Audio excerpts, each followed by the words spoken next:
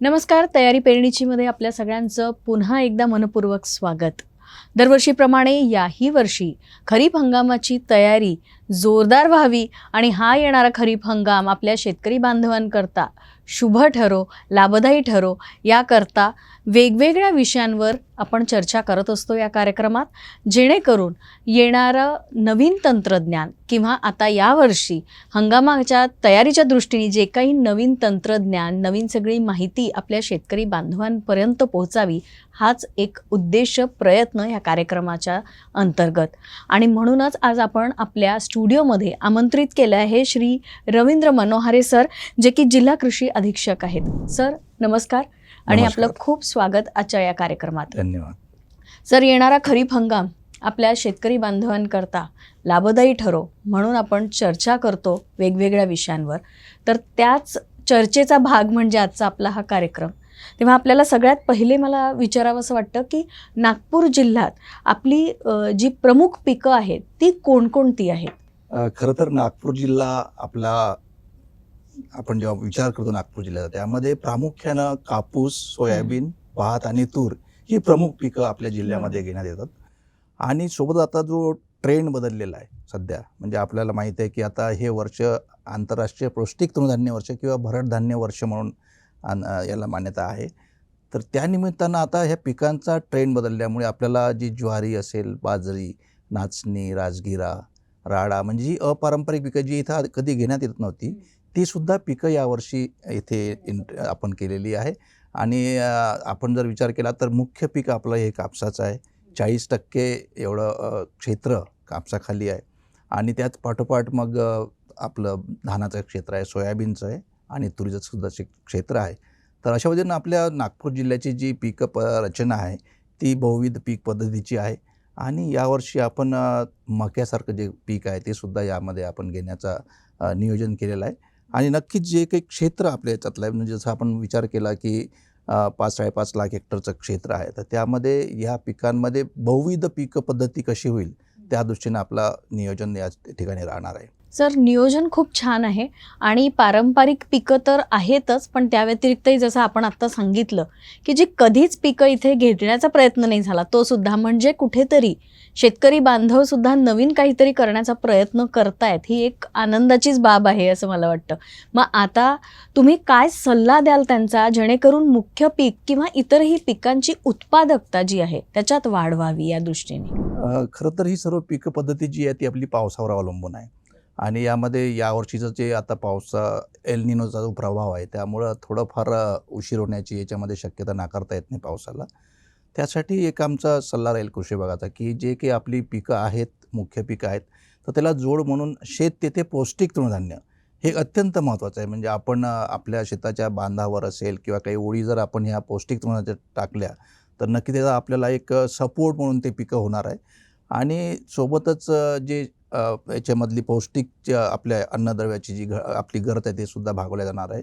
तर अशा पद्धतीनं आपण उत्पादकता वाढीचा जर विचार केला तर यामध्ये आपल्याला आपण कापूस पीक म्हणतो, नगदी पीक जरी असलं पण याची जी काही उत्पादकता आहे ती बरेचदा कमी जास्त होत असते. आता यामध्ये आपला असा प्रयत्न राहणार आहे की शेतकरी बांधवांनी थोडं एक गाव एक वाण ही संकल्पना याच्यामध्ये अंगीकारली पाहिजे. म्हणजे यामध्ये कसं आहे की आपलं एक गावाचं क्लस्टर असेल किंवा समूह आहे, त्यामध्ये 100 हेक्टरचं आपण एक क्लस्टर 4-5 गावाचा जर केला आणि त्यांनी एकच वाण त्या गावामध्ये लावलं तर त्याच्यापासून जे होणारं उत्पादन आहे ते योग्य गुणवत्तेचं राहील आणि त्यापासून त्याला जास्त उत्पन्नसुद्धा मिळेल. तर दुहेरी भाग आहे याच्यामध्ये. एक तर आपल्याला पिकं पद्धतीमध्ये एक पीक ठेवणं, एक वाण ठेवणं आणि त्यानंतर त्याच्यामध्ये जे काही प्रात्यक्षिकं असेल किंवा शेतीशाळाच्या माध्यमातून आपण त्याला मदत देऊन आपण ते सर्व उत्पादन आपण जिनिंग मिलपर्यंत कसं घेऊन जाता येईल. आणि त्यानंतर कापसाचं जिनिंग झाल्यानंतर जे काही त्याच्यामध्ये त्याचा वाटा आहे, म्हणजे जसं आपण जिनिंग केल्यानंतर आपण सरकी आणि रुई जेव्हा वेगळी होईल तर त्या रुई आणि सरकीच्यामध्ये सुद्धा त्याचा हिस्सा कसा राहील यासाठी ते मूल्य साखळी एक जी योजना आहे स्मार्टची, आणि राज्यांनी एक नवीन योजनासुद्धा यासाठी दिली आहे की उत्पादकता वाढीसाठी कापूस आणि सोयाबीन या दोन्ही पिकासाठी ती योजना आहे. तर मला वाटते अशा समूहाने जर केलं आणि आपण शेतकरी कंपन्या, उत्पादक कंपन्या जर केल्या तर नक्कीच उत्पादकता याच्यामध्ये वाढणार आहे. तर ही खूप छान एक नवीन आयडियाच म्हणू शकते की आपण दिलीत की एक गाव एक वाण, जेणेकरून सगळ्याच शेतकऱ्यांना खूप छान म्हणजे लाभही होईल, पीकही चांगलं येईल, जसं आपण सांगितलं तसं. पण एक आणखीन असं आहे की शेतकरी म्हटलं की त्यांचा पहिला आधार त्यांना वाटतो ते म्हणजे सरकारकडनं, शासनाकडनं त्यांना अपेक्षा असतात. तर त्या दृष्टीने खत आणि बियाणं त्यांच्याकरता उपलब्ध करून देण्याकरता काही योजना आहेत का सरकारच्या? नक्कीच प्रत्येक बाबीसाठी शासनाच्या योजना आहे. म्हणजे आपण एक जर विषय घेतला तर बियाण्यासाठी म्हणतो आपण. आता राज्य शासनाने याच्यामध्ये राष्ट्रीय अन्न सुरक्षा अभियान प्रत्येक पिकासाठी दिलेलं आहे. यामध्ये कापूस असेल, भात असेल, सोयाबीन असेल, या सर्व पिकांसाठी हे उत्पादकता वाढीचं अभियान आहे. आणि यामध्ये बियाण्यासाठी, ज्याला आपण प्रमाणित बियाणं म्हणतो, शेतकरी बांधवांना बरेचदा प्रमाणित बियाणं मिळत नाही, पण या अभियानाच्या माध्यमातून आपण त्यांना अनुदानावर बियाणं उपलब्ध करून देत असतो. आणि आपले यावर्षी आपल्या जिल्ह्यामध्ये मुबलक प्रमाणामध्ये सोयाबीनचं बियाणं असेल ते प्राप्त झालेलं आहे आणि त्याचा पुरवठासुद्धा सुरू आहे. सोबतच आपल्याला यामध्ये काही ग्राम बीजोत्पादनसारखे जे कार्यक्रम आहे, म्हणजे शेतकऱ्यांनी स्वतःचं बियाणं स्वतः उत्पादित करावं आणि ते आपल्या स्वतःसाठी आणि दुसऱ्यांसाठी सुद्धा वापरावं, तर यासाठी सुद्धा ती योजना आहे. आणि खरं तर याच्यामध्ये आपण आता जर कापसाचा विचार केला तर ते ही हायब्रिड वाण असते आणि ते आपल्याला पूर्णतः खाजगी कंपन्यावर त्यामध्ये अवलंबून असतो आपला शेतकरी बांधव. तर आपण जो प्रश्न विचारला की याच्यामध्ये काळजी कुठली घेतली पाहिजे शेतकरी बांधवांनी, तर एक आपल्याकडे गुणवत्ता नियंत्रणाचं एक शाखा आहे. त्यामध्ये आपल्याकडे जिल्ह्यामध्ये, नागपूर जिल्ह्यामध्ये 40 नियंत्रक आहे, म्हणजे गुणवत्ता नियंत्रण निरीक्षक ज्याला म्हणतो आपण. आणि ह्या निरीक्षकाच्या मार्फत जिल्ह्यातील जे काही आता कृषी सेवा केंद्र असतात, ज्यांना परवाने दिले जातात ई परवाना प्रणालीवर, कारण कुठेही शेतकरी बांधवांची फसवणूक होता कामा नये, त्यामध्ये त्याला योग्य वाणाचं बियाणं मिळावं. जे काही कंपन्या त्यामध्ये नामांकित आहेत, त्या रजिस्टर्ड आहे, त्यांच्यामार्फत हे बियाणं शेतकरी बांधवांपर्यंत पोहोचावं. तर ह्या पूर्ण साखळीमध्ये बियाणं खरेदी करताना शेतकरी बांधवांसाठी ही एक याच्यामध्ये आमचा सल्ला राहील की त्यांनी ज्या आपल्या नामांकित कंपन्या प्रमाणित बियाणं जे आहे तेच त्यांनी खरेदी करावं. आता आपल्याला हल्ली ऐकायला मिळतं की चोरबिटीसारखा प्रकार, म्हणजे आपल्याकडे बऱ्याचशा परप्रांताकडून छुप्या मार्गाने जे चोरबिट येत असते आणि त्याचा बराचसा म्हणजे त्याचा तोटाच आपल्या शेतकरी बांधवांत असतो. तर आम्ही तो सुद्धा त्यावर नियंत्रण ठेवतो आहे की काही छुप्या मार्गाने कुठलं बियाणं आपल्या जिल्ह्यात येऊ नये. त्यासोबतच जे बियाणं आहे ते प्रमाणित असावं. त्यामध्ये शेतकरी बंधूंनी बियाणं खरेदी करत असताना त्याची पक्की पावती घेणं आणि त्याच्यामध्ये नक्की त्याचं जे काही डिटेल्स आहे, त्याच्यामध्ये त्याचं वाण कुठल्या कंपनीचं आहे, त्याचा लॉट नंबर असतो, ते घेणं अत्यंत महत्त्वाचं आहे.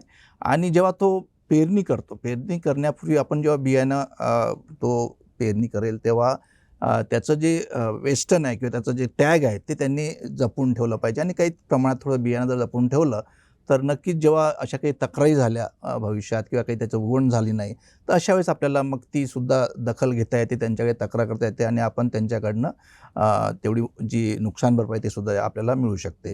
तर मला वाटते कारण बरीचशी याच्यामध्ये एक आपली जेव्हा आपण बियाणं घेतो आणि शेतात टाकतो आणि नंतर मग जेव्हा आपल्याला काही आढळून येते किंवा हे बियाणं उगवलं नाही, अशा वेळेस मग आपण थोडं त्यामध्ये अडचणीत येऊ शकतो. बरोबर आहे. आणि अशा भरपूर केसेस पण आपण ऐकतो की जिथे नुकसान होतं शेतकऱ्यांचं, फसवणूक कुठेतरी झाल्यासारखी असते की बियाणं घेताना त्यांना बऱ्याचशा गोष्टी लक्षात येत नाही म्हणा किंवा दुर्लक्षित होतात आणि त्यामुळे अशा केसेस पण होतात की जिथे बियाणं घेताना त्यांची फसवणूक. नक्कीच. आणि यामध्ये मला वाटते आम्ही तर आपलं गुणनियंत्रणाचं काम करत असतो, पण शेतकरी बांधवांनी सुद्धा स्वतः ते गुणनियंत्रण निरीक्षक होऊ शकतात. यामध्ये त्यांनी जे काही बियाणं आणलं तर सरसकट आपण त्या बियाण्याच्या उगवण क्षमतेवर असा विश्वास न ठेवता, मी म्हणेल त्यांनी स्वतः घरच्या घरी ते तपासून घेतलं पाहिजे. म्हणजे आपल्याला आता थोडा वेळ आहे, आपण काही शेतकरी बांधवांनी बियाणंसुद्धा खरेदी केलं असेल तर ते घरीसुद्धा त्याची उगवण क्षमता चाचणी तपासू शकतात. आणि अत्यंत सोपी सरळ पद्धत आहे. त्यामध्ये 100 दाणे घ्यायचे आणि घरी गोणपाटावर ते ठेवून आपल्याला लगेच त्याचा रिझल्टसुद्धा मिळू शकतो. आणि या उगवण मध्ये जर काही समजा आढळलं 70% जर जास्त बियाणं आपलं ते उगवलं तर ठीक, आपल्याला ते वापरता येईल. पण कमी जर असेल तर आपली, तर त्यांनी नक्कीच त्याची आपल्याला ते बियाणं त्यांनी म्हणजे ते सोडून दिलं पाहिजे. आणि त्याची जर काही तक्रार ती आमच्या विभागाकडे केली पाहिजे, जेणेकरून असे लॉट जे आहेत म्हणजे जास्तीत जास्त लोकांपर्यंत जाण्यापासून आपण त्याला प्रतिबंध करू शकतो. बरोबर. म्हणजे जितकं लवकर लक्षात येईल तेवढं नुकसानही कमी होईल. नक्कीच. आणि असं- ते त्याला सुद्धा आम्हाला या शासनाच्या या प्रक्रियेमध्ये ते सुद्धा सहभागी होऊ शकतात. किंवा काही ठिकाणी काही शेतकरी बांधवांना माहिती असते की गावात बियाणं आलेलं आहे किंवा खत आलेलं आहे, जे म्हणजे प्रमाणित नाही किंवा बोगस आहे, अशी काही त्यांना जर शंका येत असेल तर त्यांनी आपले कृषी विभागाने टोल फ्री क्रमांक दिलेले आहे किंवा काही व्हॉट्सअप नंबरसुद्धा आम्ही पब्लिश केलेला आहे. तक्रार कक्ष आहे प्रत्येक तालुका आणि जिल्हा स्तरावर, तर त्यांच्या माध्यमातून सुद्धा ते तक्रार करू शकतात. आम्ही वेळीच आपण, कारण आता पेरणीला सुरुवात होणार आहे, तर ही जर आता दक्षता आपण शेतकरी बांधवांनी घेतली तर त्यामुळे मात्र आपलं होणारं जे नुकसान आहे आपण टाळू शकतो. म्हणजे आता आपण सांगितलं त्याप्रमाणे आपण असं म्हणू शकतो की शासनातर्फे सर्व प्रयत्न आहेत की कुठल्याही शेतकऱ्याचं थोड्या प्रमाणात सुद्धा नुकसान होऊ नये आणि त्याकरता जी काही शक्य तेवढी मदत शासन करायला तयार आहे, तत्पर आहे. फक्त गरज आहे की शेतकरी बांधवांनी सुद्धा थोडंसं अलर्ट राहावं आणि त्यांचे जे काही हक्क आहेत ते जाणून घ्यावे आणि शासनाची मदत घ्यावी कुठल्याही प्रकारचा काही त्रास जर त्यांना होत असेल तर. सर, आता आपण बोललो ते बी बियाणं आणि त्याच्याविषयीच्या योजनांबद्दल, पण अशा इतरही काही योजना आहेत का, जसं की यंत्रणा करता नवीन तंत्रज्ञान येत असतं त्या दृष्टिकोनातनं त्याचा वापर करण्याकरता वगैरे सुद्धा काही योजना राबवण्यात येतात का म्हणजे शासनातर्फे? आता आपण बघितलं की बियाणं आणि खतं या बाबतीत स्वयंपूर्णता असण्यासाठी, म्हणजे आता म्हणतो की खतं तर आपण स्वतःची फॅक्टरी आपण स्वतः शेतकरी बांधव उभारू शकतात. म्हणजे जी जैविक खतं असेल किंवा सेंद्रिय खतं असेल, ते वेगळ्या योजनेच्या माध्यमातून ते सुद्धा स्वतःचं सेंद्रिय खत तयार करू शकतात.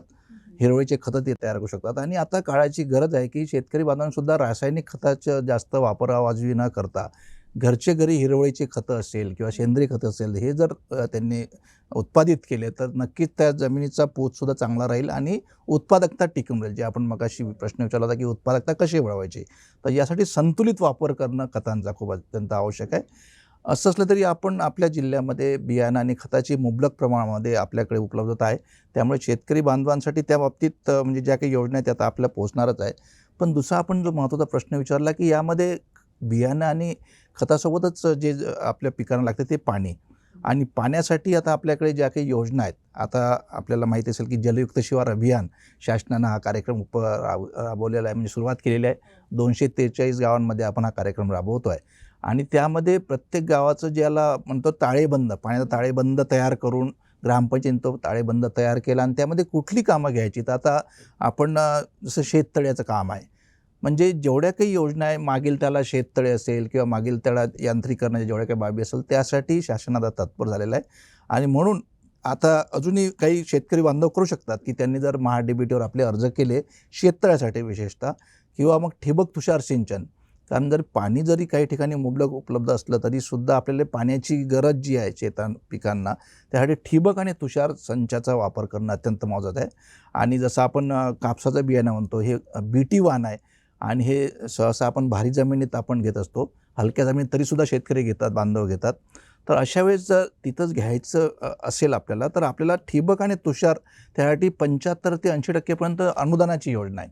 आणि जो मागेल त्याला ठिबक आणि तुषारची योजना आहे, तर त्यामुळं आपण शेतकरी बांधवांनी त्या योजना त्यामध्ये घ्यावा. 75% ते 80% अनुदान ठिबक तुषारमध्ये, आणि मोठ्या प्रमाणामध्ये शेतकरी बांधव यासाठी पुढे येत आहे ठिबक तुषारसाठी. आणि समजा जसं फल उत्पादन काही शेतकरी करत असतात, तर त्यांच्याकरता सुद्धा काही योजना शासनातर्फे आहेत का? नक्कीच. आपण आता जी पिकं म्हणतो म्हणजे फील्ड क्रॉप ज्याला म्हणतात, हम्म. तसं आता आपण कापूस, सोयाबीन, तूर आणि ही जी पिकं आहे सोबतच आता आपल्याला एकाच पीक पद्धतीवर अवलंबून राहता आपल्याला बहुविध पीक पद्धतीवर मला वाटते अवलंबून म्हणजे आपल्याला त्याकडे वळावं लागेल. आणि आपण जेव्हा आता कार्यक्रम म्हणतो की पेरणीची तयारी करत असताना फळबाग लागवडीसाठी आपल्याला थोडं पुढे यावं लागेल. आणि त्यासाठी सुद्धा आपल्याकडे 2 प्रकारच्या योजना आहे. एक महात्मा गांधी राष्ट्रीय ग्रामीण रोजगार हमी योजना, आणि आता ही योग्य वेळ आहे, म्हणजे आपण पेरणीवर तर आपण लक्ष देऊया, पण त्यासोबतच एखादी जर फळबाग आपल्याला उभी करता आली तर आपल्या त्या म्हणजे बांधावर असेल किंवा सलग असेल तर त्यामध्ये सुद्धा आपण आंतरपीक पद्धती घेऊ शकतो. तर त्यासाठी जवळजवळ 100% अनुदान असलेल्या सुद्धा वेगवेगळ्या पिकांसाठी ते आहे अनुदान. सोबतच आता भाऊसाहेब फुंडकर फळबाग लागवड योजना ही सुद्धा शासनाने केली आहे. म्हणजे सर्वच प्रकारच्या शेतकरी बांधवांसाठी या फळबाग ज्या योजना आहेत, तर त्यांनी जर आता या महा-डी-बी-टीवर अर्ज केले तर ते सुद्धा योजनेमध्ये सहभागी होऊ शकतात. आणि यासोबतच जी आपण म्हणतो की म्हणजे पारंपरिक पीक पद्धती आहे, पण नवीन प्रकारचे पिकं जर आपण त्याच्यामध्ये इंट्रोड्यूस केले, तसं आता आपण फुलं पिकं आहेत ते सुद्धा आपण त्यामध्ये शेतकरी बांधव घेऊ शकतात. आणि या फलोत्पादन सोबत काम करत असताना आपल्याला म्हणजे भाजीपाला लागवडीसाठी सुद्धा त्यामध्ये योजनांचा अंतर्भाव झालेला आहे. सर, आता आपण सांगितलं की आता बरेच नवीन पिकंसुद्धा शेतकरी घ्यायला लागले आहेत. तशाच बऱ्याचशा प्रक्रियासुद्धा नवनवीन असतात. तर त्या प्रक्रियासुद्धा आपल्या शेतीत त्यांना जर एक्सपेरिमेंट करायचं असलं तर त्यांच्याकरता सुद्धा काही योजना आहेत का? म्हणजे नक्कीच. आता आपण जेव्हा विचार करतोय की आलेलं उत्पादन आहे, हे उत्पादनावर जोपर्यंत आपण त्याला व्हॅल्युएशन किंवा मूल्यवृद्धी करत नाही, तोपर्यंत शेवटी शेतकरी जे पिकवतो किंवा एवढी तयारी करतो, त्याला त्याच्या पदरामध्ये जास्त पैसे पडावे किंवा त्याचं नेट रिटर्न ज्याला म्हणतो आपण, ते वाढावं यासाठी सर्वांचे प्रयत्न असतात. तर यासोबत आपण उत्पादनावरही म्हणजे भर तर देऊच आपण, पण नंतर जेव्हा आपल्याला त्याचं आपला शेतमाल निघेल, तर त्यासाठी त्याला साठवणुकीची खूप मोठी समस्या आपल्या शेतकरी बांधवांना आहे. तर त्यासाठी आपल्याकडे वेगळ्या योजनांमध्ये गोडाऊन ज्या आपण देतोय, म्हणजे राष्ट्रीय अन्न सुरक्षा अभियान असेल किंवा आणखी आमचे स्मार्ट प्रकल्प आहे, त्यामध्ये सुद्धा गोडाऊन घेण्याची तरतूद आहे. आणि सोबतच प्रक्रियेसाठी आपल्याला दाल मिल असेल किंवा आपल्या कॉटन जिनिंग मिल असेल, तर ह्यासुद्धा योजना त्यामध्ये आहे. तर जोपर्यंत आपण प्रक्रिया करणार नाही ह्या सर्व उत्पादित मालावर, तोपर्यंत आपल्याला मला वाटते स्थैर्य येणार नाही. तर अशा पद्धतीनं आपल्या 4-5 योजना ज्या आहेत, म्हणजे एकतर mission for integrated development of horticulture, म्हणजे एकात्मिक फलोत्पादन विकास त्याला म्हणतो आपण. आणि सोबतच दुसऱ्या ज्या काही योजना आपल्याकडे आहेत त्यामध्ये प्रधानमंत्री सूक्ष्म अन्न प्रक्रिया उद्योग उन्नयन योजना, PMFME नावाची योजना आहे. आणि ही खऱ्या अर्थानं आपल्या शेतकरी बांधवांना म्हणजे त्यांच्या उत्पादनावर प्रक्रिया करण्यासाठी आणि त्यांना 10 लाखापर्यंत अनुदान देणारी योजना आहे. तर ही सुद्धा आतापासूनच आपण जर तयारी केली की मी एक पीक लावलं आहे, की मी आता समजा एखादा कापूसाचं पीक घेतलं आहे किंवा मी सोयाबीन घेतला किंवा मी जे फूड क्रॉप ज्याला म्हणतो ते आपण जर पिकं घेतले, तर माझं जो काही पुढचा एम राहणार आहे की मी पिकवलं आता, पण हे याच्यावर विक्री करतानाचं विक्री व्यवस्थापन किंवा त्याला काही जर आपण साठवून ठेवलं, त्याच्यावर आणखी आपण प्रक्रिया केली, त्याचे काही पॅकेजिंग ब्रँडिंग केलं, तर त्यासाठी 3 कोटी रुपयापर्यंत सुद्धा मदतीच्या योजना आपल्या कृषी विभागाच्या आहे. मग गटामार्फत असेल किंवा शेतकरी उत्पादक कंपनीमार्फत. तर हे खूप मोठं याच्यामध्ये आपल्या शेतकरी बांधवांनी यावर थोडा फोकस करणं आवश्यक आहे, की आपण हे सर्व पिकं उत्पादन करणार, या खरीपामध्ये करणार, पण माझा शेवटचा जो काही दृष्टिकोन ज्याला व्हिजन म्हणतो आपण, हे व्हिजन असं लावायचं की मी एकटं आता विकणार नाही, म्हणजे मी समूहाने विकेल. त्यासाठी मी गट करेल, शेतकरी उत्पादक कंपनी, आणि यासाठी सर्व काही योजना ज्या आहे, म्हणजे तुमची उत्पादनं घेण्याची असेल किंवा प्रक्रिया असेल किंवा विक्री करून त्याला पॅकेजिंग ब्रँडिंग असेल, तर ह्या शेतकरी उत्पादक कंपनी भिमुख ह्या योजना आहेत. तर त्यामुळे आपल्याला मला वाटते त्यात चांगलं काम करण्याची संधी आहे त्या सर्व शेतकरी बांधवांना. आणि याच्यात जवळजवळ आता ॲग्रिकल्चर इन्फ्रास्ट्रक्चर फंडसारखी योजना आहे. तर आपल्याला प्रत्येक गोष्टीमध्ये त्यामध्ये अनुदान याच्यामध्ये मिळू शकते. सर, आपण सांगितल्याप्रमाणे असं वाटतंय की अगदी म्हणजे पेरणीपासून ते मार्केटपर्यंत सगळ्याच गोष्टी करता शासन मदतीला तत्पर आहे आणि काही योजना अशा राबवल्या आहेत ज्याच्यात शेतकऱ्यांना शक्य तितका फायदा त्याचा घेता येईल. सगळं जेव्हा आपलं पीक झालं, सगळं स्टोरेज झालं, सगळं झालं, पण शेवटी प्रश्न येतो तो मार्केटिंगचा किंवा विपणन आपण ज्याला म्हणू शकतो. त्याकरता शासन कशा पद्धतीने मदत करू इच्छितं? खूप चांगला प्रश्न आहे आपला. कारण आता आपण बघतोय की याच्यामध्ये जे प्राईस फ्लक्च्युएशन ज्याला म्हणतो, म्हणजे आपण बघतो की कापसाचा दर 14,000पर्यंत गेला होता आणि तो आता 6-7,000पर्यंत स्थिर झाला.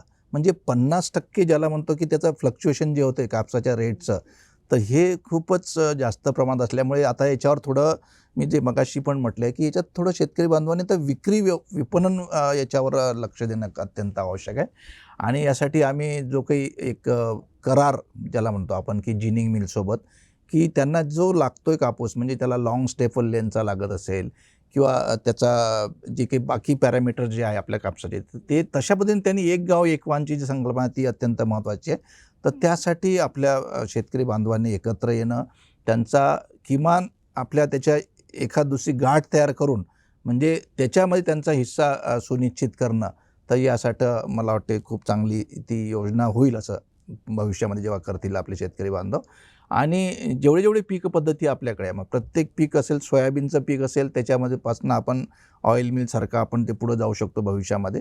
आणि मार्केटिंग करत असताना ही केवळ वैयक्तिक न करता समूहाने एकत्र येऊन करणं, त्याचा MOU करणं त्या कंपन्यांसोबत. आणि बरेचसे आता आउटलेट्स ओपन आहे. आता एवढं ग्लोबल मार्केट आहे, म्हणजे काही मंडळीत आता एक्सपोर्टपर्यंत आपल्या याच्यातले गेल्या, जे काही मिरची पीक असेल किंवा आपल्याकडे धानाचं पिकाचं जे भात आहे ते सुद्धा मोठ्या प्रमाणात आपल्याकडनं एक्सपोर्ट होते. आणि एक नागपुराचं एक असं पोटेन्शियल आहे ते, की आपण यांच्यामार्फत कंपनीमार्फत आपण आखाती देशामध्ये त्यांची लिंकेज करून आपण देऊ शकतो. त्यासाठी सुद्धा योजना आहे शासनाच्या. तर अशा पद्धतीने आपल्याला मार्केटिंगवर आणि मार्केट इंटेलिजन्स आणि त्यासाठी लागणारा जे की आमच्याकडे एक मार्केट सेल आहे विपणनचा, तो सुद्धा आपल्याला नक्कीच आपल्या शेतकरी बांधवांना यामध्ये मदत करणार आहे. सर नक्कीच आणि एवढं सगळं छान तुम्ही जी माहिती दिली त्याचा नक्कीच आपले शेतकरी बांधव यावर्षीपासूनच, म्हणजे मी म्हणते यावर्षीपासून येणाऱ्या खरीप हंगामापासूनच फायदा घेतील आणि उन्नत शेती करण्याकडे त्यांचा कल राहील. नवीन नवीन ते उत्पादन काय काय करता येईल त्याच्याकडेही लक्ष देतील, नवीन तंत्रज्ञान अपनावतील असं मला वाटतं. जाता जाता एखादा सल्ला किंवा संदेश जर का आपल्या शेतकरी बांधवांकरता द्यायचा झाला तर काय आपण? नवयुवकांचा आता तुम्ही उल्लेख केला तसं की बरेचदा आता असं बघितलं जातं शेतकरींचा जो पुढची पिढी आहे शेतकऱ्याची ती शेतीकडे न वळता इतर गोष्टींकडे जास्त त्यांना करिअर प्रॉस्पेक्ट्स दिसतात त्या दृष्टिकोनातनं. तर तुम्ही त्या लोकांना काय सल्ला, जी नवीन पिढी आहे त्यांना काय सल्ला देऊ इच्छिता? कारण आपण सांगितल्यानुसार असं दिसतंय की शेती किंवा ॲग्रिकल्चर रिलेटेड भरपूर अशा गोष्टी आहेत जिथे करिअर मुलं करू शकतात. तर असं आपण काय त्यांना गाईड कराल? खूप चांगला प्रश्न आहे. आणि यामध्ये कृषी क्षेत्रामध्ये एवढी क्षमता आहे की पोटेन्शियल आहे की खूप मोठी इंडस्ट्री आहे ही. आणि प्रत्येक क्षेत्रामध्ये आपला जो नवयुवक आहे, जेव्हा युवा शेतकरी ज्याला म्हणतो आपण, ते पुढे येऊ शकतात. मग ते बीज उत्पादनमध्ये असेल किंवा खतं उत्पादनमध्ये असेल छोटेखानी, किंवा तसं ॲग्रो टुरिझम नावासारखा जो काही आता नवीन आहे प्रक्रियामध्ये शेतकरी येऊ शकतात त्यामध्ये. आणि यासाठी युवा शेतकरी पुरस्कारसुद्धा कृषी विभागानं जाहीर केला की जे नवयुवक यामध्ये येतात, नवनवीन प्रयोग करतात. आता तर आपल्या याच्यामध्ये ड्रोन टेक्नॉलॉजी आली आहे, म्हणजे फवारणीची अत्याधुनिकीकरण, म्हणजे यांत्रिकरण असेल किंवा आपलं सूक्ष्मसिंचन असेल, ठिबक, तुषार, त्यानंतर संरक्षित शेती असेल, शेडनेट, त्यानंतर पॉली हाऊसेस. तर यासारखी शेती, आणि त्यामध्ये केवळ आपले पारंपरिक पिकं हे आहेत, पण त्यासोबत आपल्याला हळूहळू आता जे हाय व्हॅल्यू क्रॉप ज्याला म्हणतो आपण, म्हणजे फुलांची शेती. आणि हे आपलं महानगर असल्यामुळे इथे खूप मोठा स्कोप येथे आहे. तर आमचा आता टार्गेट ग्रुप ज्याला म्हणतो आपण कृषी विभागाचा, तो युवा शेतकरी आहे. आणि युवा शेतकऱ्यांचे मंडळं असेल किंवा कंपन्या तयार करून त्यांना वेगळ्या ठिकाणी त्यांना ट्रेनिंग देणं, प्रशिक्षण देणं, त्यांना एक्सपोजर देणं, त्यांना दाखवणं की नेमकं याच्यामध्ये किती पोटेन्शियल, आणि जे चांगले शेतकरी आहेत त्यांना सन्मानित करणं, हा सुद्धा आमचा उद्देश आहे. तर यापुढची दिशा आमची अशीच राहणार आहे की यामध्ये त्यांना अद्ययावत तंत्रज्ञानाची एक जोड देऊन त्यांना मेन स्ट्रीममध्ये आणणं, आणि तिथपासून जी रोजगार निर्मिती, याला आपण म्हणतो रोजगार निर्मितीचं एक केंद्र आपलं कृषी क्षेत्र व्हावं, यासाठी आम्ही सदैव प्रयत्नशील राहणार आहोत. नक्कीच. आणि आशा करते की हा आपला आजचा कार्यक्रम बघितल्यावर आपली युवा पिढीसुद्धा आपलं जे म्हणजे ज्याच्याकरता आजही आपला देश सगळ्या जगभर ज्याला म्हणू शकतो आपण एक कृषीप्रधान देश म्हणून आपला ओळखला जातो, ती ओळख आपली कायम राखण्याकरता आपली नवीन पिढी, युवा पिढीसुद्धा या क्षेत्राकडे लवकर वळेल आणि भरपूर त्याच्यातही लक्ष घालेल अशी एक आशा करते. सर जाता जाता एखादा सल्ला जर द्यायचा झाला तर काय सल्ला आपण शेतकऱ्यांना द्याल या खरीप हंगामाकरता? कार्यक्रमाचं जे शीर्षक आहे त्यानुसार तयारी पेरणीची. आता थोडा जरी उशीर झालेला असला, पण यामध्ये आपल्या शेतकरी बांधवांनी पुरेशी ओल असल्याशिवाय, किंवा ज्याला म्हणेल की 100 मिलीमीटर पाऊस पडल्याशिवाय, आणि आपल्याकडे आता ऑटोमॅटिक वेदर स्टेशन आहे सर्व, आणि आपलं दैनंदिन आपण वेगळ्या माध्यमातून आम्ही त्यांना माहिती देत असतो की पाऊस किती झाला आहे, वापसा आलेला आहे का पहा, तर तेव्हाच त्यांनी ते बियाणं पेरावं, हा एक मुख्य सल्ला आहे. कारण बरेचदा शेतकरी आपले बंधू घाई करतात आणि मग आपलं म्हणजे उगवत नाही, आणि नंतर मग तक्रारी त्यांना कराव्या लागतात. तर असं न करता एक पुरेसा ओल आला तरच आपण पेरणीची सुरुवात करावी, हा पहिला सल्ला राहील. जे काही आपण पेराल ते करत असताना बीज प्रक्रिया हे अत्यंत महत्त्वाचं याच्यामध्ये आहे. आणि त्याच्यामध्ये एक FIR म्हणून एक जो आम्ही सूत्र सांगत असतो की त्याच्यामध्ये बुरशीनाशक, फंजीसाईड त्याला म्हणतो FIR, इन्सेक्टिसाईड, आणि त्याच्यामध्ये रायझोबियम म्हणजे जैविक. तर ह्या 3 पद्धत जे आपली आहे शृंखला, त्यानुसार FIR पद्धतीने त्यांनी बीज प्रक्रिया केली पाहिजे. उगम क्षमता चाचणी त्यांनी तपासली पाहिजे, म्हणजे ज्याला जर्मिनेशन म्हणतो आपण. आणि ते जर त्याच्यामध्ये त्यांचं म्हणजे झाली, खात्री झाली की 70% जास्त आपलं उगवलं पीक बियाणं, तर तेव्हा त्यांनी त्याची पेरणी करावी. तर हे एक महत्त्वाचा सल्ला आमचा राहील. आणि सोबतच वाण निवडत असताना जसं मगाशी मी उल्लेख केला होता की स्मार्ट कॉटनमध्ये जे बाजारात लागतंय तेच त्यांनी पिकवावं. ज्याला मागणी आहे किंवा एकाच धाग्याचाच आपला कापूस त्यांनी पिकवला तर नक्कीच तो घेणारा सुद्धा त्याला 2 पैसे जास्त देईल. तर अशा पद्धतीने हे काही छोटे-छोटे सल्ले मी त्याच्यामध्ये म्हणेल. आणि खरेदी करत असताना, निविष्ठा खरेदी करताना अत्यंत आपला जवळचा पैसा जात असतो शेतकरी बांधवाचा, आणि त्यामध्ये ती खबरदारी, छोटीशी आहे खबरदारी, पण ती जर घेतल्या गेली तर आपल्याला म्हणजे याच्यापासून नुकसान होणार नाही. आणि गुणनियंत्रणाचं जे काम आहे ते त्या कृषी विभागाच्या मोहीममध्ये शेतकरी बांधवसुद्धा सहभागी झाले तर आपला हा 15 दिवसाचीच विंडो आहे फक्त, की ज्यामध्ये मोठ्या प्रमाणावर खरेदी होणार आणि ती शेतात जाणार. ह्या प्रवासामध्ये त्यांनी सजग राहून किंवा जागरूक राहून आपलं बियाणं त्यामध्ये पोहोचवणं, किंवा त्याआधी समजा आता वेळ आहे थोडासा, तर आपल्याला मातीचे नमुने घेऊन की नेमकी किती गरज आहे आपल्या याला खतांची, ते जर आता पूर्ण तपासून घेतलं, त्यासाठी आपल्याकडे योजना आहे. तर त्यानुसार सुद्धा म्हणजे आपल्या जमिनीचा पोत बघून किंवा तिथे किती अन्नद्रव्य लागतात त्याची माहिती घेऊन, तर ते आपल्याला सॉईल सॅम्पल्स, त्याला मातीचे नमुने घेतले गेले, आणि ते जर आपण त्यानुसार खताचं नियोजन केलं तर नक्कीच त्यांची पुढच्या हंगामासाठी त्याच्यात म्हणजे बचत होणार आहे पैशात. आणि आपला उद्देश तोच आहे की त्याच्यात त्यांचा खर्च कमी करायचा आहे. म्हणजे आता एवढ्या कंपन्या आलेल्या आहे आणि महागडं बियाणं आहे, महागडी खतं आहेत, आणि बरीचशी प्रलोभनंसुद्धा याच्यामध्ये दाखवल्या जातात, आणि अशा वेळेस आपल्या शेतकरी बांधवाची फसवणूक होण्याची शक्यता नाकारता येत नाही. तर त्यामुळं आपण अशा कुठले प्रलोभनांना बळी न पडता, जी काही आपली आपल्याला काही वाटत असेल किंवा अशा पद्धतीचं काही आपल्या भागात येतं आहे, किंवा आपल्याला खूप त्यात जास्त क्लेम करतात की एवढी उत्पादकता येईल किंवा याचं हे पोटेन्शियल आहे, आणि आपण त्याला बळी पडतो, तर असं न होता आपण थोडं एक सरासर विचार करून, आणि शक्यतो आपल्या प्रमाणित आणि नावाजलेल्या ज्या नामांकित कंपन्या किंवा शासनाचे सुद्धा महाबीज, राष्ट्रीय बीज निगमचे चांगले उत्पादनं आपल्या मार्केटमध्ये आहेत, त्याचा आपण जर वापर केला बियाण्यांचा, तर नक्कीच मला वाटते हे येणारं जे हंगाम आहे शेतकरी बांधवासाठी खूप महत्त्वाचं ठरणार आहे. आणि नक्कीच याच्यामध्ये उत्पादकता आपल्याकडे खूप चांगली आहे इतर जिल्ह्याच्या मानानं, आणि आपले शेतकरी राज्यामध्ये प्रथम क्रमांकावर आहे. तुरीचं उत्पादकता असेल किंवा सोयाबीनची असेल, खूप चांगलं या नागपूर जिल्ह्यामधले शेतकरी बांधव, त्यांना ह्या सर्व गोष्टी माहीत आहे. पण तरी इतर सर्वसामान्य शेतकऱ्यांसाठी आजचा कार्यक्रम असल्यामुळे ते आमचे जे रिसोर्स बँकेचे शेतकरी आहेत त्यांच्यामार्फत आम्ही प्रचाराचं काम हे करणार आहोत, आणि तेच आमचे खरे एजंट आहे. म्हणजे तंत्रज्ञान लोकांपर्यंत घेऊन जाणारे आमचे ते वाहक आहे. तर त्यांच्यासुद्धा आपण संपर्कात राहावं अशी मी आपल्या सर्वांना विनंती करतो. सर नक्कीच. आणि आपण ही इतकी छान काय म्हणू आपण त्याला, मोटिवेशन एक प्रकारे दिलेलं आहे की आपल्या जिल्ह्यातले शेतकरी हे पहिल्या क्रमांकावर आहेत उत्पादनात, त्यांची मेहनत सफल होते आहे. आणि आज आपण इथे येऊन इतकी छान सगळी जी माहिती दिली, त्या माहितीच्या आधारावरती येणारा खरीप हंगाम आपल्या सगळ्या शेतकरी बांधवांकरता शुभ ठरेल, लाभदायी ठरेल अशी आशा करते. धन्यवाद.